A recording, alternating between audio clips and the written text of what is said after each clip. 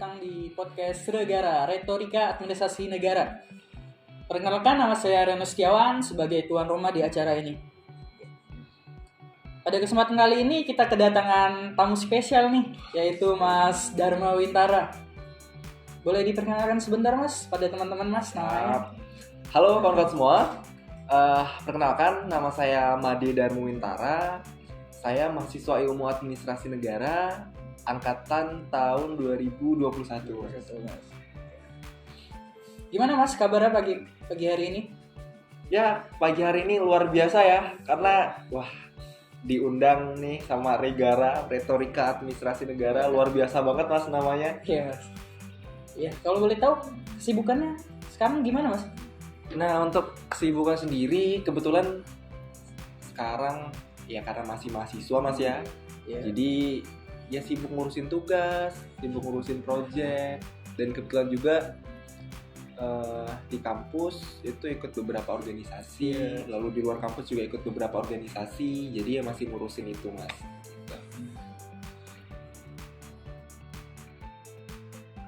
Mas Tara ini asalnya dari mana nih Mas? Nah kebetulan kalau keluarga besar itu dulu di Bali, tapi karena semenjak ada peristiwa Gunung Agung, jadi hampir semua keluarga besar dari kakek atau khususnya itu pindah ke Lampung semua. Khususnya di Lampung Tengah ya Mas? Nah sekarang kita fokusnya ke Lampung Tengah. Jadi dulu itu sempat ke Lampung Selatan. Dulu itu ke Lampung Selatan. Habis itu sempat bangun di sana, buka lahan gitu Mas. Terus akhirnya karena di sana udah rame, akhirnya pindah ke Lampung Tengah. Kalau boleh tahu Lampung Tengah di mana Mas? Kalau saya kebetulan Lampung Tengah di itu Mas, di Rumbia. Oh Rumbia. Iya. Yang viral baru-baru itu. Ya Mas. begitu lama Mas. Nah nih Mas Tara kan asalnya dari Lampung Tengah, khususnya Rumbia ya Mas. Ya. Nah, bagaimana tanggapan Mas Tara soal infrastruktur di sana Mas? Nah soal infrastruktur di sana, karena kebetulan begitu, saya dari kecil, dari lahir sampai SMA itu tumbuh dan besar di sana di Rumbia. Saya melihat infrastruktur di sana, ini pendapat saya sebagai masyarakat gitu Mas, sebagai masyarakat di sana ya Mas. Masyarakat di sana yang masyarakat biasa lah yang melihat bagaimana kondisi di sana. Sebetulnya Mas, ya kalau dibilang baik, maksudnya kalau dibilang buruk nggak terlalu buruk juga, tapi kalau dibilang baik, kalau menurut saya masih jauh sih Mas, jauh dari kata baik ya Mas. Karena memang dulu Mas, ini cerita dikit. Iya dulu ya. Jadi dulu itu semenjak saya kecil sama SMA itu kan belum pernah merantau kemana-mana Mas. Jadi bener-bener TK, SD, SMP, SMA itu di sana. Saya melihat mulai dari kondisi jalan, kondisi infrastruktur lainnya seperti sistem pendidikan dan sebagainya, itu saya melihat ya biasa aja gitu. Jalan kayak jalan berlubang gitu. Kalau kawan-kawan lihat kan di Rumbia jalannya berlubang, ya naik turun gitu. Itu kawan-kawan melihatnya miris gitu. Tapi kita dulu, saya terkhususnya dulu di sana melihatnya udah biasa, jalan rusak mah. Kita udah lewat sana udah biasa gitu. Saya baru sadar dan mulai mulai bener-bener care tentang hal itu semenjak saya masuk di bangku perkuliahan. Kenapa tuh Mas? Karena memang kalau kita di bangku kuliah Mas, kan orang-orangnya nggak hanya dari Lampung aja Mas ya. Mungkin ada dari Medan, dari Jakarta, dari Bekasi dan lain sebagainya begitu. Di sana kan pasti kita tukar pikiran dan lain sebagainya. Saya ngeliat di sana ternyata setelah kita bandingkan gitu Mas, Lampung, terusnya Lampung Tengah berkaitan sama infrastruktur itu jauh banget Mas. Jauh sama teman-teman yang lain. Iya. Dari sana saya baru sadar, separah itu ternyata Lampung Tengah. Separah itu kondisi infrastruktur di sana. Jalan terusnya Mas. Jadi hal itulah yang terkadang buat saya sebagai masyarakat asli sana itu terkadang sedih gitu ya. Sedih, kadang miris juga. Kayak kita ngobrol-ngobrol sama temen, kita ngobrol terus tanya tentang asal daerah, tiba-tiba kita nyeplos Rumbia, pasti orang bilangnya jalan yang rusak itu ya. Itu yang buat saya cukup sedih, cukup terpukul gitu. Nah, baru-baru ini kan presiden baru datang ya Mas, baru nengok langsung infrastruktur di sana itu. Bagaimana tanggapan Mas itu Mas soal presiden yang datang langsung melihat infrastruktur di sana? Ya, kalau saya pribadi sebagai masyarakat asli di sana, Ya. ada dua perasaan yang saya rasakan.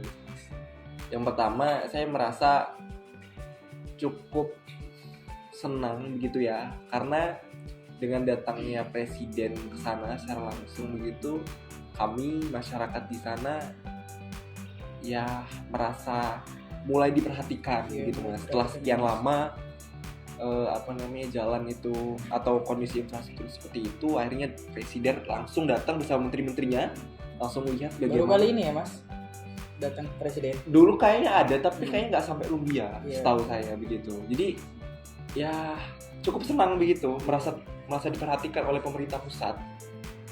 Tapi di balik semua itu ada perasaan sedih juga sih Mas. Kenapa tuh Mas sedih ya Mas? Jadi gimana bilangnya, presiden datang ke sini itu jadi gambaran bagaimana kurang perhatiannya pemerintah daerah kita terhadap wilayah atau infrastruktur di wilayah-wilayah yang ada, terkhususnya Rulia. Begitu. Bagaimana pemerintah daerah itu mengelolanya, sampai pemerintah pusat pun harus turun tangan. Bahkan kemarin itu beritanya saya melihat pemerintah pusat yang mengambil alih proyek pembangunan jalan di sana. Diambil alih langsung ke pusat ya Mas? Iya, jadi pemerintah Kementerian PUPR sendiri, Pak Basuki yang pegang akhirnya begitu. Dan dari sana saya melihat apa yang terjadi begitu. Kok jalan yang sejatinya itu dikelola oleh pemerintah daerah itu, entah itu pemerintah daerah provinsi yang dibantu oleh pemerintah kabupaten, akhirnya diambil alih. Bahasa diambil alih itu loh Mas, bahasa diambil alih itu yang masih mengganjal begitu. Ambil alih sendiri itu tuh tanda ketidakmampuan pemerintah daerah atau bagaimana gitu. Itu sih Mas yang ada di gambaran saya saat ya pemerintah pusat langsung datang dan melihat kondisi jalan di sana. Nah nih menurut Mas Tara ya, sebagai seorang mahasiswa ya, sekaligus seorang akademisi, permasalahan-permasalahan yang sekarang terjadi nih, menurut Mas Tara apa penyebabnya Mas? Nah, bicara soal permasalahan utama Mas ya, mungkin tadi kan ya udah dari sudut pandang sebagai seorang masyarakat. Gitu. Nah sekarang dari sudut pandang saya sebagai seorang mahasiswa dan juga seorang akademisi begitu, yang kebetulan menggeluti jurusan administrasi negara.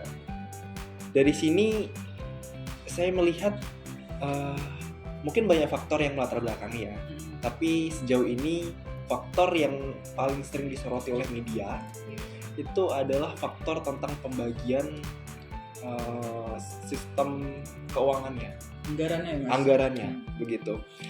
Nah, menurut laman resmi pemerintah Provinsi Lampung begitu, dalam Pergub nomor 10 tahun 2022 tentang APBD Provinsi Lampung tahun 2023 pasal 2. Di sini disebutkan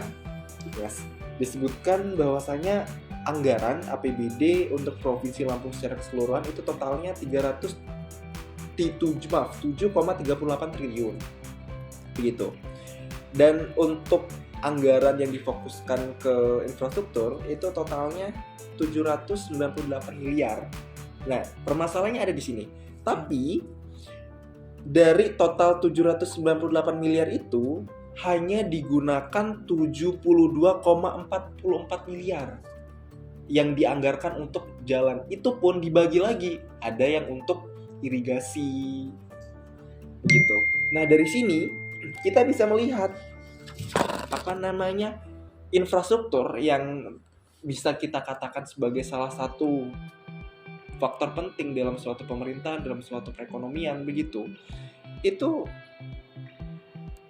anggaran yang diajukan untuk ini ya masih dikatakan sedikit. Dari total anggaran yang ada, itu hanya sekitar 0,98% untuk jalan, infrastruktur jalan. Masih jauh berarti kan? Masih jauh dari kata cukup begitu kalau saya lihat begitu.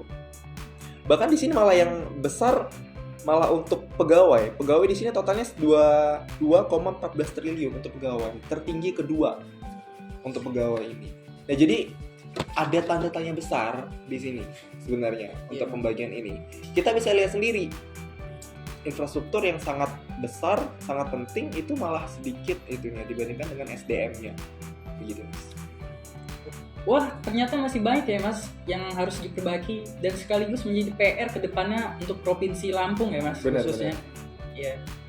Terima kasih nih Mas sudah datang di podcast Regara. Wah, sama-sama Mas. Saya juga makasih banyak udah diundang nih, luar biasa sekali.